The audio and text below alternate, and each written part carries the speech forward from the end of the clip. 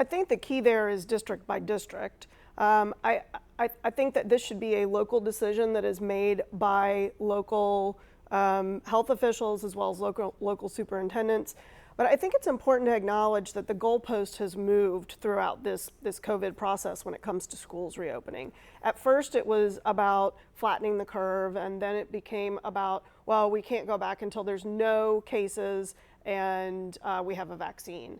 And I think that the Department of Health and Human Services is really responsible for providing those metrics, and it turns out that they have said it is safe for kids to go back to school, which is why the governor put Plan A back on the table for at least for K-5.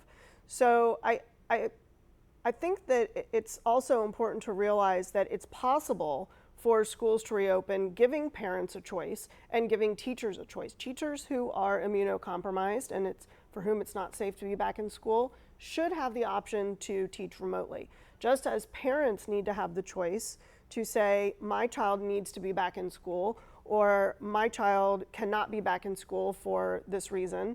And then we put those two groups together and hopefully the problem is solved. North Carolina is a very rural state. Broadband, a huge issue for a lot of students who live in these very rural communities or simply can't afford it. How do you fix the inequities that occur because of the lack of broadband? So there are some in-state solutions that we can continue to expand upon that include working with, there are some provider in the east called Cloudwise, and then there are some providers in the west that are kind of the same type of provider of services for our more remote areas. We have grants that have been given by the General Assembly through the governor's office called GREAT, which have to do with grants that will allow for there to be more robust Wi-Fi in those communities. But actually, this is a case where the state and state leaders need to be working with the federal government because they own the spectrum that we need to have robust Wi-Fi across our state. And so this is a challenge that will be solved at both the state and the federal level.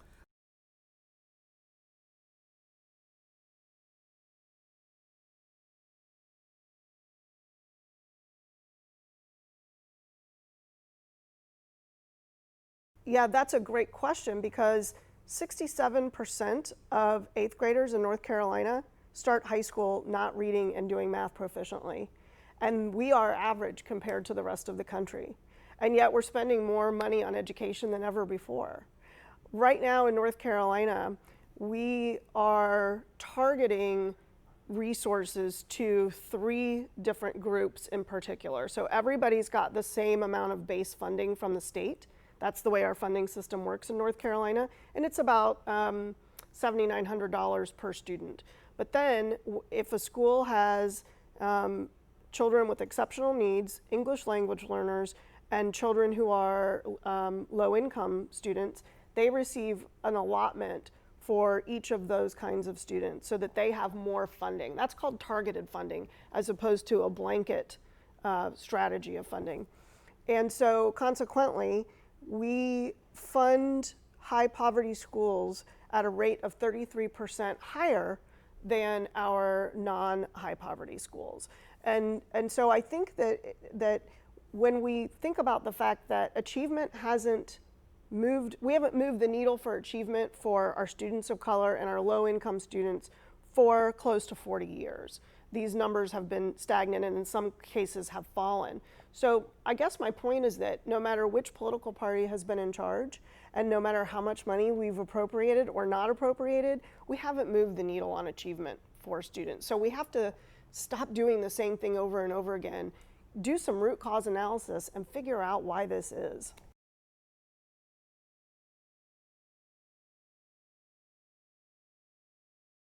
I think that funding is district by district already. But I mean even more macro. So yes, because county level funding constitutes 27% of a district's funding, and that is where the inequities lie because that funding is based on a county's tax base. So yes, definitely. So I want to talk about charter schools. What should the criteria be for a charter school to open and a charter school to remain open? The charter school application packet is about this thick.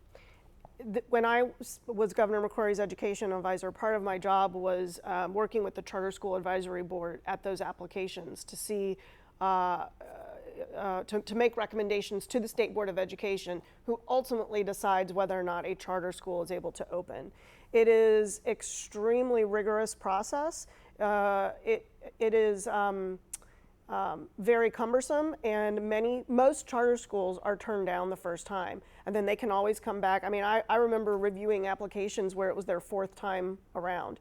The State Board of Education then closes down charter schools that are not performing or are not being good stewards of the money that they have. That's a very different set of criteria for traditional public schools. Charter schools are public schools in North Carolina, but we don't shut down neighborhood schools that are low performing. Should this be different? Should the fact that you can shut down a charter school or period Yes. change? I think that charter schools should continue to be shut down when they are not fulfilling the promise of their charter and they are not serving their communities the way that they are supposed to. I think for traditional public schools, what we need to do is reinvigorate the district school transformation division at the Department of Public Instruction so that we can do a better job of providing supports to students who are trapped in failing schools.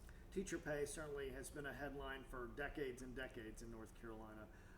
Just one of the factors when it comes to recruitment, what would you do to better improve your sell to teachers outside of North Carolina or even in North Carolina to stay in North Carolina to work for the public school system? Yeah, so most teachers do stay in North Carolina. The retention or the attrition rate for teachers is about the same in North Carolina as it is in the banking industry, for example. So I don't think that we're losing teachers in droves. I think that it's important to, if we want to retain our great teachers, we have to offer them opportunities to move up in the field the way any of us might move up in our chosen fields. And we do have legislation that provides for that. It's called advanced teaching roles, and it allows teachers to take on more responsibility, earn more pay while staying in the classroom and not moving to administration. I think that needs to be expanded statewide. As far as recruiting more teachers, we need to do a better job of sharing the entire compensation package that a teacher receives. What are they getting? What is the value of their health care? What is the value of their retirement benefits? I would also say that we need to be more creative about the way we attract new teachers. I believe that tuition reimbursements are a great idea, especially to attract teachers to areas where they might not want to go and teach, someplace more remote or rural or low performing. I visited Halifax County a couple of weeks ago, and a local resident there is rehabbing an old apartment building in their downtown in Littleton. And it is just the most fantastic thing. And these teachers then can come and live for free, and while they teach in what has historically been a low performing school district. It's about communities stepping Absolutely. up and making a difference. Absolutely. To recruit the best teachers. Yes. And who can afford to live in their community. That's exactly right. I want to talk about Mark Johnson for a second. I'm going to put you on the spot. What's he done right, and what could he have done better?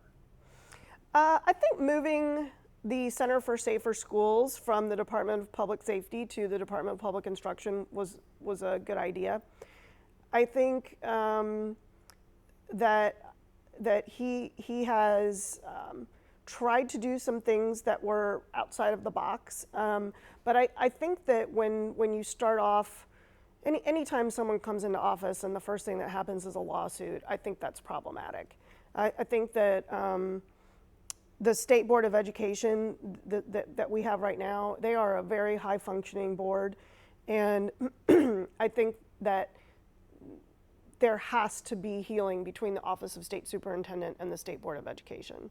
And I would recommend that to whomever is elected that they make every effort to work with this board, because again, these are folks that give up an incredible amount of personal time to serve on the State Board of Education, and they're doing so because they have a passion for education and for children. How do you differ from your opponent? My opponent and I both have been classroom teachers, and I think my experiences diverge from that point.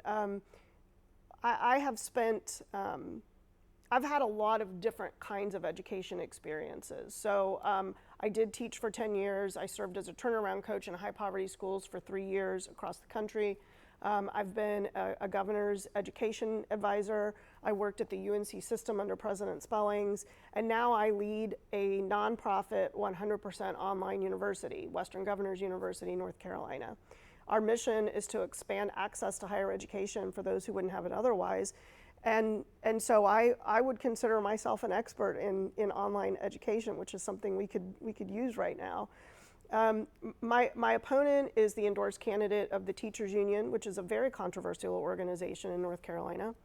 And I think that when we talk about organizations like the NCAE, for me, they while they may serve a purpose for teachers, they're not a student-centered organization. And quite often, and right now we're seeing that, they become more of a political organization. I would like to see the politics taken out of this position. Most states do not elect their state superintendent. We are one of a handful that do this. I would actually prefer that this role not be elected. I think it's too politicized as it is. But yes, those are just a few of the differences between us. And the last question for you, as we are dealing with coronavirus and an economy that's a mess in many ways for North Carolinians, what would you say as someone's pondering over that ballot right now and trying to figure out how they want to vote when it comes to state school superintendent? What would you say to them to put their mind at ease? To put their mind at ease about me or about moving forward? Of moving forward within public education right now. North Carolina has so many pockets of excellence going on in our public schools right now. I mean, the kinds of innovation that you would maybe expect to see in our larger districts, we actually see in some of our smallest low-income districts.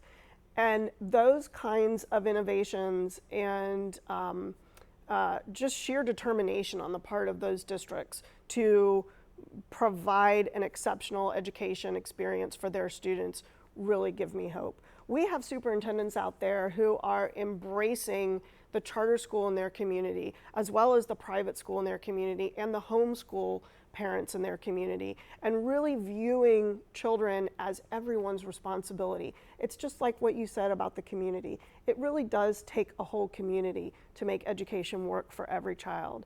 And that is something that gives me hope. That is something that I hope to leverage if I'm elected, because parents have got to have a voice in what happens to their child's education.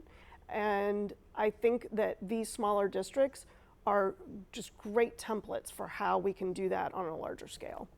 Thanks so much for spending so much time with us today. Thank you.